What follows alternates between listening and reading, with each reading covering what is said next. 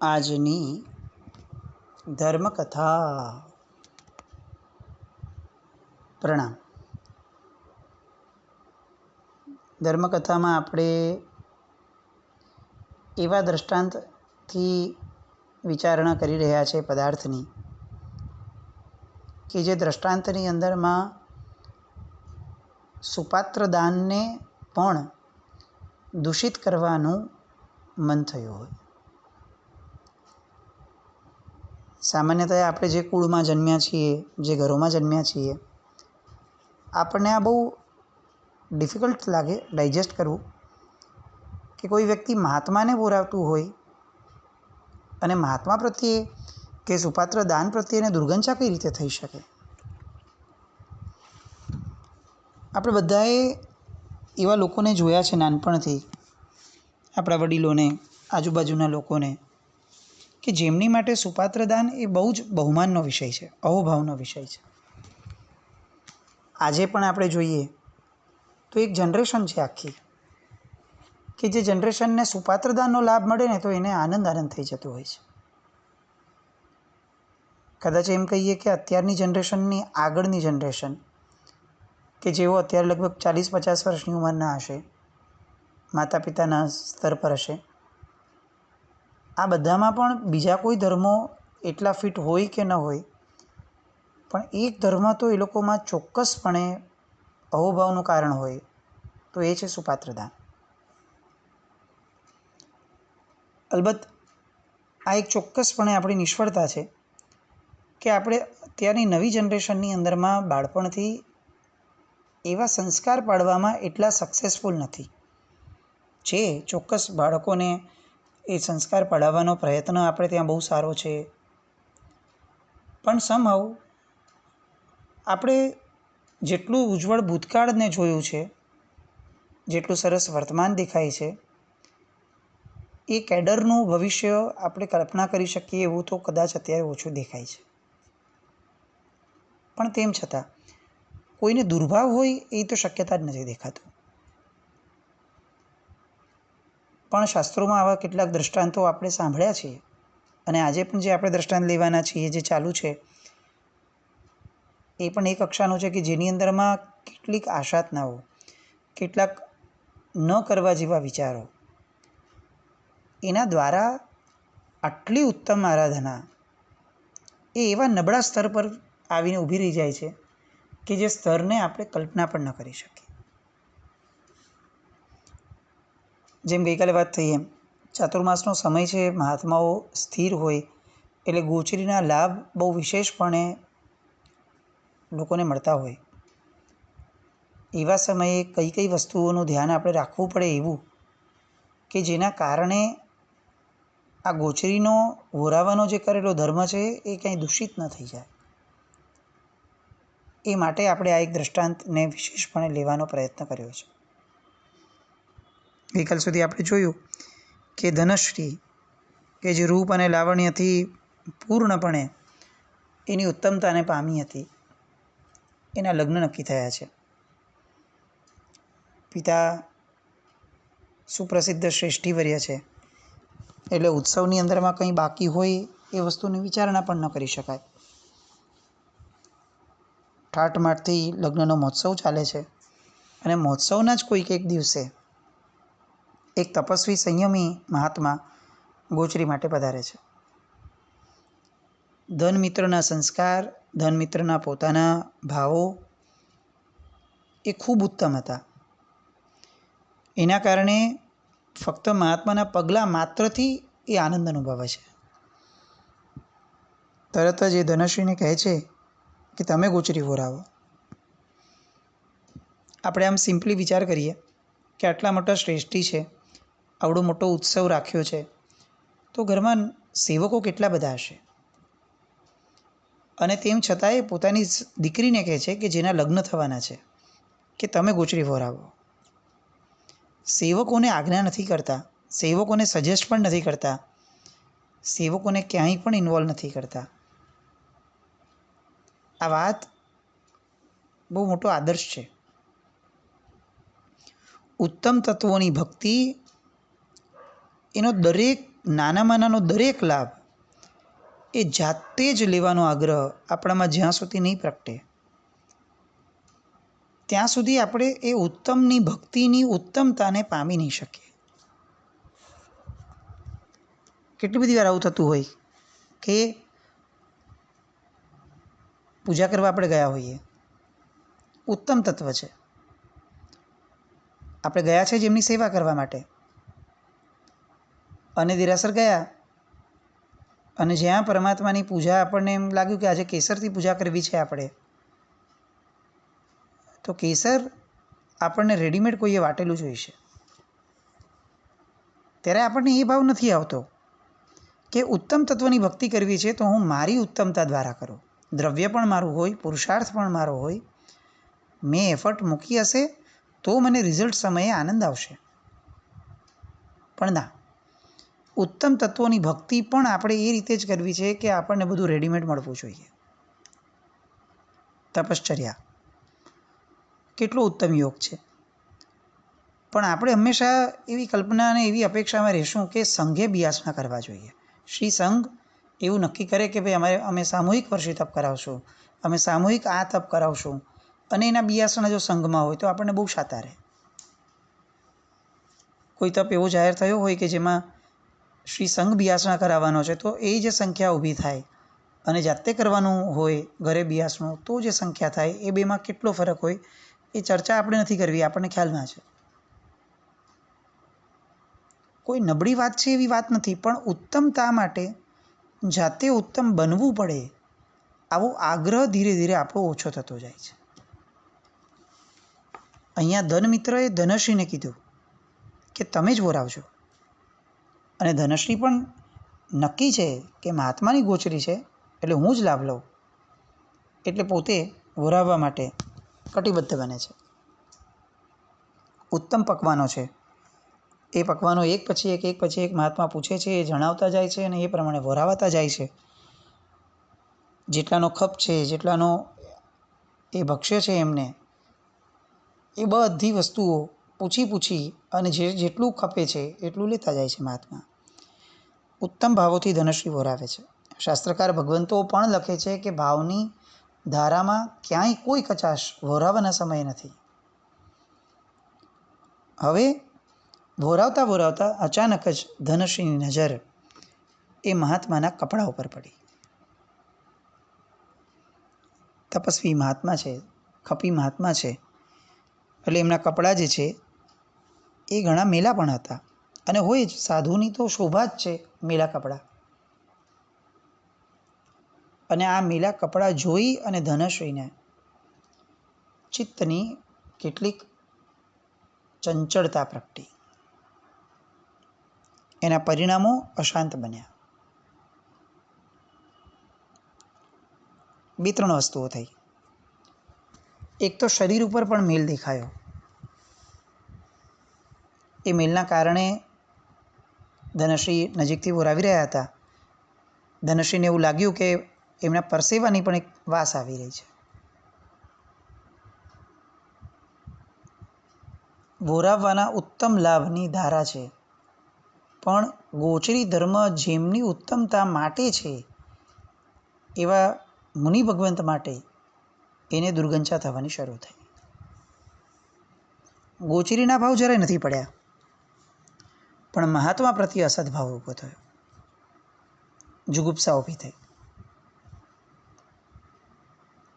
આટલા ઉત્તમ પ્રસંગની અંદરમાં આવડો મોટો લગ્નનો મારો ઉત્સવ ચાલી રહ્યો છે, લોકો કેવા સજી ધજીને તૈયાર થઈને આવ્યા છે, એવા સમયે જેમના દેહમાંથી આવી દુર્ગંધ નીકળી રહી છે, જેમના શરીર ઉપર મેલના થર જામેલા છે, અને જેમના કપડાં ખાસ્સા એવા મેલા લાગે છે, જોવા પણ ન ગમે એવા છે, મહાત્માએ આવું કેમ કર્યું હશે, એ કેમ આવા હશે? અને એના મનમાં કેટલીક દુર્ગંછા ઊભી થઈ.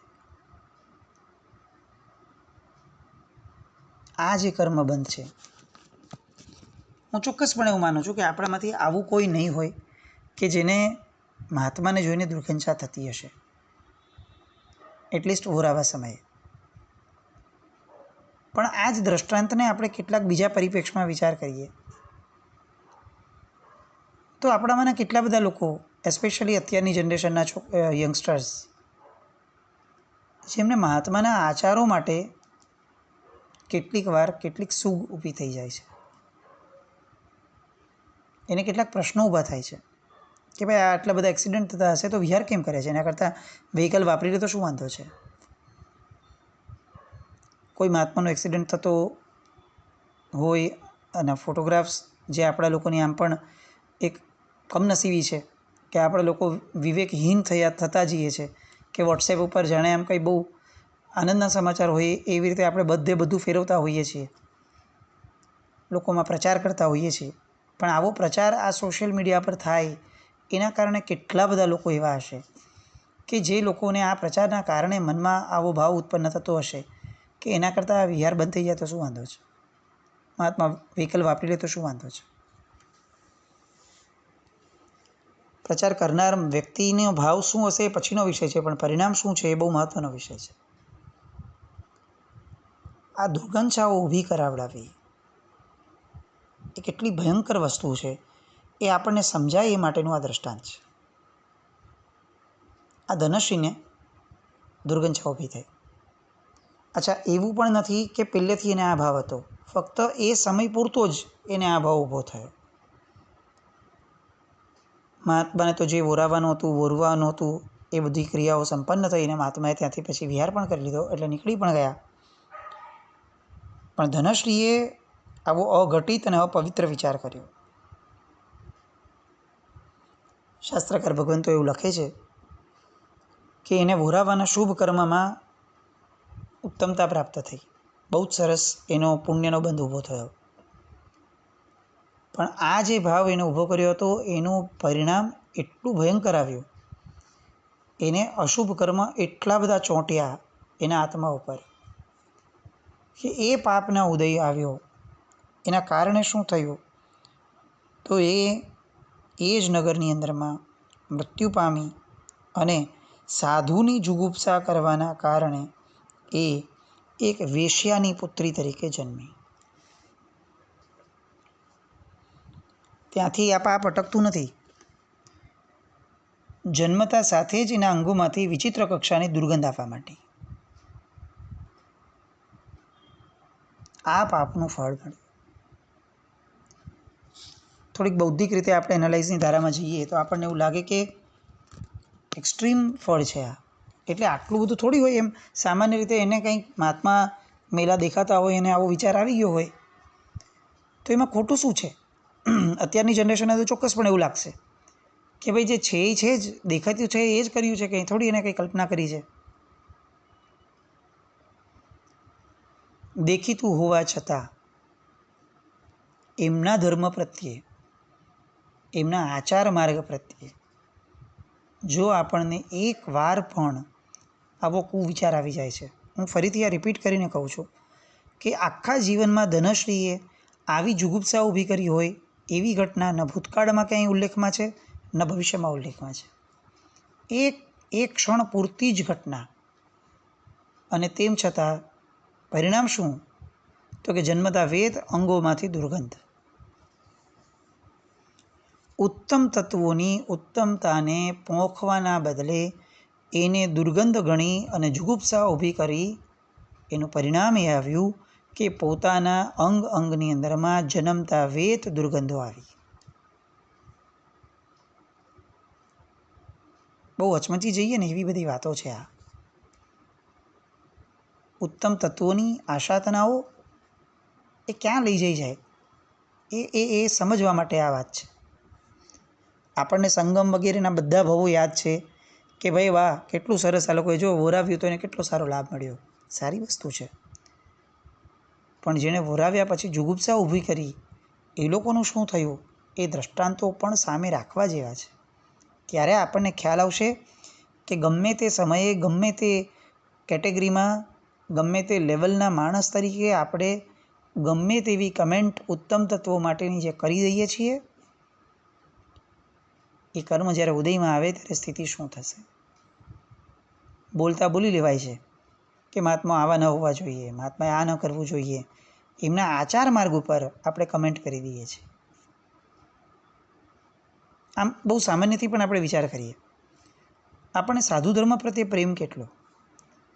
જે સિદ્ધચક્ર ભગવંતને આપણે રોજ પૂજતા હશું, અનંત અનંત તીર્થંકર ભગવંતો, સિદ્ધ ભગવંતો, પંચપરમેષ્ઠી ભગવંતો, એમનું જેમાં સ્થાપન થયું છે એવા સિદ્ધચક્ર ભગવંતની આપણે પૂજા કરતા હોઈએ, એમના વર્ણ વિશે જ્યારે આપણે વાંચતા કે સાંભળતા હોઈએ કે સાધુનો વર્ણ શું હતો કે કાળો, એ જ સાધુ અગર આપણને મેલ સાથે દેખાશે, એ જ સાધુ ભગવંત આપણને સાવ મેલા વસ્ત્રોમાં દેખાશે, ત્યારે એ આપણને કેટલા પ્રિય બનશે એ વિચારવા જેવું છે. આપણી સ્થિતિ ધીરે ધીરે એવી થતી જાય છે કે આપણને હવે સાધુ ભગવંતો પણ ચોખ્ખા ચટ વ્હાઈટ કપડામાં જ જોઈએ, મેલ ન હોવો જોઈએ. આપણે એમ કહીએ કે સાહેબ આવા મેલા કપડાં પહેરશો, આ જનરેશનના લોકો શું કહેશે? એ જનરેશનના નામે આપણે પોતે શું ઊભું કરીએ છીએ આપણા મનમાં, એ વિચારવાની તસ્દી આપણી નથી. બહુ પ્રિસાઇઝ આ એક્ઝામ્પલને મનમાં રાખવા જેવું છે કે મહાત્માઓ માટે જ્યારે પણ જેવી પણ આચાર માટેની એક વિચારની પણ ધારામાં આપણે ચડીએ છીએ ત્યારે આપણે કેવું અને કેટલું અશુભ કર્મ બાંધીએ છીએ એ આપણને આ ધનશ્રીના ભાવ પરથી ખબર પડે છે. વેશ્યાની દીકરી થઈ, અંગમાંથી વિચિત્ર કક્ષાની દુર્ગંધ આવવા માંડી, માતાએ ઉપચાર કરાવડાવ્યા, વૈદોને બોલાવ્યા, તાજી જન્મેલી દીકરી છે, પણ બધા જ ઉપચાર નિષ્ફળ ગયા, એની દુર્ગંધ અટકી જ નહીં. એટલે વેશ્યાએ આ બાળકીને નકામી માની લીધી અને બેશરમ બની કોઈ જાણે નહીં એ રીતે રાજમાર્ગ ઉપર એને તરછોડીને મૂકી દીધી. અને એ જ દીકરી એટલે શૈણિક રાજાએ જે જોઈ હતી તે સાધુની કરેલી જુગુપ્સાનું ફળ એ આ દુર્ગંધાના નામથી જેને ઇતિહાસમાં ઓળખાઈ છે એ આ કન્યા એ ભોગવી રહી હતી. પ્રભુ બોલતા બોલતા વિરામ પામ્યા. વર્ધમાન સ્વામી ભગવાન સ્વયં પોતાના મુખેથી આ વાર્તા કહી છે. આખી પરષદાની આંખમાં શ્રાવણ અને ભાદરવો વરસવા લાગ્યો. આ જે અશુભ ફળ, કપરું ફળ કર્મનું ભોગવ્યું છે એ બહુ હચમચાવી દે એવું હતું. શ્રેણિકને પ્રશ્ન થાય છે કે પ્રભુ હવે આ દુર્ગંધાનું કોઈ ભવિષ્ય છે કે બસ આમ જ? અને ત્યારે પ્રભુ કહે છે કે ના, ભવિષ્ય તો ઉત્તમ થવાનું છે, કારણ કે આ કર્મ જેવું એનું પતી જશે એની પછીથી તે તરત જ એને જે વહોરાવ્યું હતું એ વહોરાવના સમયના જે ઉત્તમ ભાવો હતા એ ઉત્તમ ભાવોનું પરિણામ એને મળવાનું છે. શ્રેણિક મહારાજા પૂછે છે કે એટલે શું થવાનું છે આને? તો કે જેવું એનું આ કર્મનો ક્ષય થશે જેવો, એવી તરત જ એના શરીરની આ દુર્ગંધ પણ ચાલી જશે અને પછીથી તો એની કાયા રૂપ અને લાવણ્યથી શોભવા માંડશે, એવી શોભવા માંડશે કે જગત આખું એના રૂપની પાછળ ઘેલું બનશે. શ્રેણિક આશ્ચર્યથી પૂછે છે શું વાત છે પ્રભુ? ખરેખર આજે જેની નજીક જવા કોઈ તૈયાર નથી અને અતિશય દુર્ગંધ ધરાવતી આ કાયા, ત્યજાયેલી, અનાથ, જગત એની પાછળ ઘેલું બનશે? અને ત્યારે પ્રભુ જવાબ આપે છે કે જગત તો બનશે જ શ્રેણિક, પણ તું એની પાછળ ઘેલો બનીશ.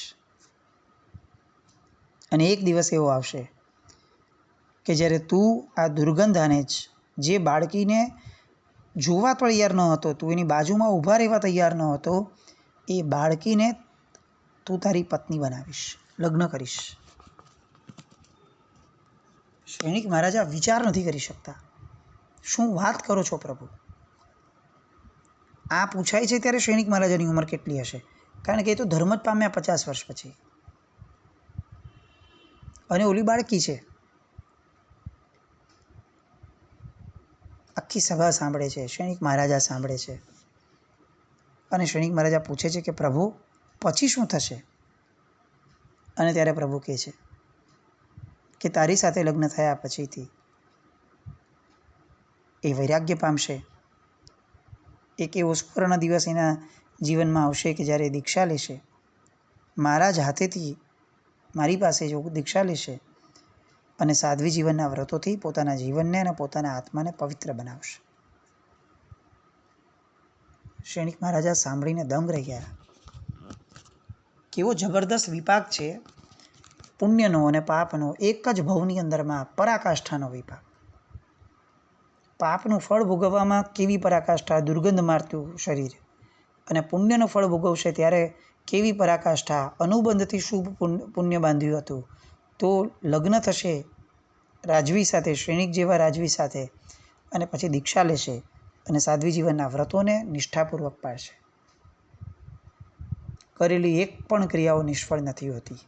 નિર્ણય આપણો છે કે આપણે આપણું ભવિષ્ય કેવું બનાવવું છે. આજે જે કરીએ છીએ એ જ આપણું ભવિષ્ય છે. આજની ક્રિયામાં, આજના જીવનમાં જો આપણે જાગૃત નથી તો આપણું ભવિષ્ય એ ક્યારે પણ આપણને જાગૃત નહીં રહેવા દે, એ પ્રમાદમાં જ પાડશે. દુર્ગંધા રાણી ઇતિહાસનું એક બહુ જ પ્રસિદ્ધ પાત્ર.